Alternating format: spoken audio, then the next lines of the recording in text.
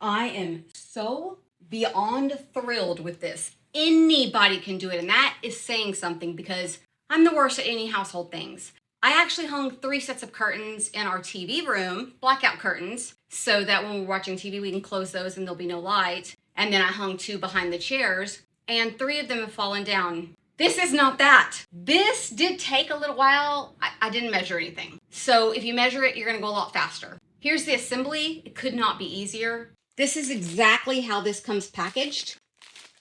And you get your instructions. They're labeled, the outside bags are labeled. So let's assemble it really quickly and see how easy it is to do.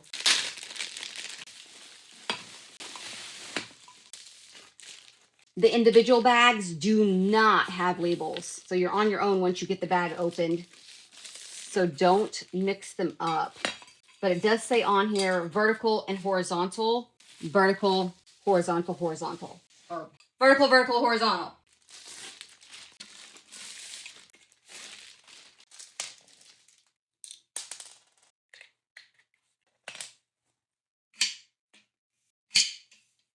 The instructions are not very good, so let me walk you through this step.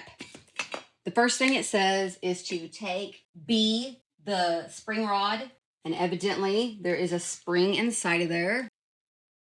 And then take this and connect it, but it doesn't say which end you're supposed to use. Now, maybe you already know how to do this, but I'm just a girl here trying to figure things out on her own. So this part is going to be the outside part that this gets connected to. This can just slide right on down with the curved part up. You want it to be up. And then this will go right over the top. You just press it. You press it on. There's no screwing or anything of that. Press it on as good as you can. And then if it looks like this, you're correct so far. Once you've done that, you put your screws back in here. A bolt on one side or whatever this little thing is called, and the actual screw on the other side. And they provided a little wrench here to make it easier. Then you take this one that has the little buttons on it and you put it through there. Inside of here also is this little thing. So that helps it to glide, I guess, to be more springy. So make sure you leave that inside of there. And then you take one of these normal ones. There's nothing special about it. It's just a normal rod. And you screw that into what you've already got assembled. Easy peasy. And then you put the base on that. These are kind of a rubbery material, very flexible, and it's got little nods on it. See that? These just press on, they don't screw on. It is not easy to get that thing on. Just warning you. And set it aside. From here, you'll need to measure to see how many middle rods you're going to need, and you'll assemble the middle rods based upon how many you need. And you will assemble it exactly the same way as you assembled the first one.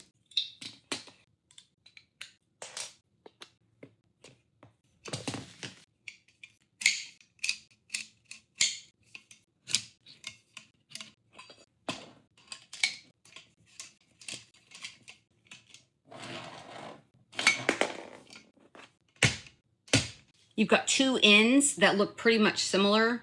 This one is an innie. This one is an outie. You're going to connect both of them to a pole, but do not connect the poles together yet.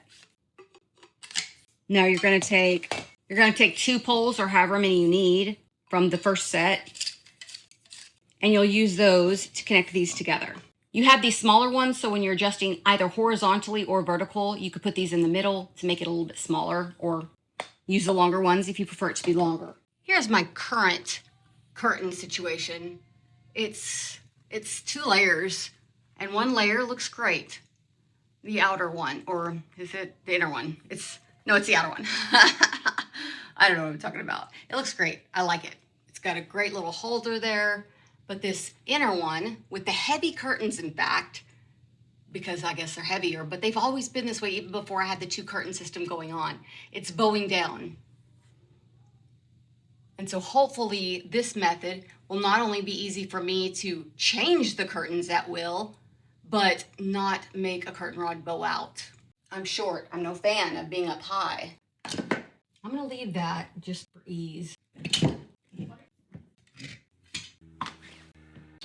Here's how you put it into the wall. press down on the top, bring the bottom part out just a little bit, press into the wall, press into the ceiling, and then scoot the bottom in and give it a little bit of push until it locks into place. If it's not tight, take it out and put in some more rings or raise or lower the actual rod itself using the little button. Yeah, these are technical terms here. Then once you get both of those poles up, you take the center pole and you measure it again. I measured it, I eyeballed it. And then it snaps right into place. I had to get the step stool out again to do that. But once you've done that, you're done. And this thing is secure.